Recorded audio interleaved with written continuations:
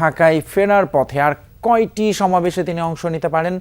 আর এত রাতে নেতাকর্মীরা নিশ্চয়ই আছেন, সাধারণ উৎসুক মানুষের ভিড়ও কেমন দেখছেন একটু বলবেন বিস্তারিত। হ্যাঁ, নেতাকর্মীরা এখনো ছেড়ে যাননি সেই সমাবেশস্থল। আমি মূল সড়কে রয়েছি, ঠিক পাশেই যে ভৈরব স্টেডিয়ামটি রয়েছে সেখানেই মূলত কিশোরগঞ্জে ভৈরবের নির্বাচনী সমাবেশটি অনুষ্ঠিত হচ্ছে, যেখানে খানিক আগেই আসলেন বিএনপি চেয়ারম্যান তারেক রহমান। তিনি সিলেটে দিনের শুরুতে নির্বাচনী সমাবেশের মধ্য দিয়ে আনুষ্ঠানিকভাবে নির্বাচনী প্রচারণার কার্যক্রম শুরু করেছেন। এরপর মৌলভীবাজার, তারপর হবিগঞ্জ এবং এই ভৈরবে আসার আগেই যেটি শেষ করেছিলেন ব্রাহ্মণবাড়িয়া সরাইলের পথসভা বা নির্বাচনী সমাবেশ, যেটি বলি না কেন। এখন এই ভৈরবে এই মধ্যরাতের এই সমাবেশ ঘিরে বিকেল থেকে কিংবা দুপুরের পর থেকে যে নেতাকর্মীরা উপস্থিত হয়েছিলেন তাদের একটা অংশ এখনও রয়ে গেছেন।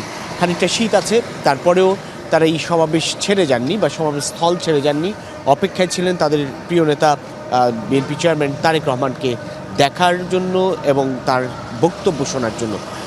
এরপরেই এখান থেকে রওনা হয়ে নরসিংদীতে একটি পথসভা অনুষ্ঠিত হওয়ার কথা রয়েছে এবং সবশেষ এই প্রথম দিনের কর্মসূচির সবশেষ সভাটি অনুষ্ঠিত হওয়ার কথা রয়েছে নারায়ণগঞ্জের ২৫০০ এলাকার রূপগঞ্জ গাউসিয়ায়।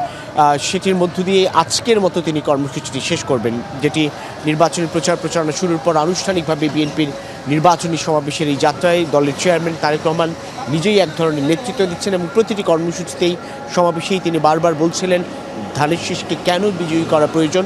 সাধারণ মানুষের কাছে সেই বার্তাটুকু দেওয়ার চেষ্টা করেছেন প্রতিশ্রুতিশীল একটি রাজনৈতিক দল হিসেবে, যে দল বিগত দিনে তাদের কর্মকাণ্ডে কিংবা ভূমিকার মধ্য দিয়ে জনগণের আস্থা অর্জন করেছে, কিংবা জনগণের প্রতি সম্মান রেখে বা জনগণের প্রতি সেই ভরসার জায়গা থেকে তিনি আবারও ধানের শীষের প্রার্থীদের কিংবা বিএনপি মনোনীত প্রার্থীদের পক্ষে ভোট আহ্বান করছেন সাধারণ জনগণের কাছ থেকে।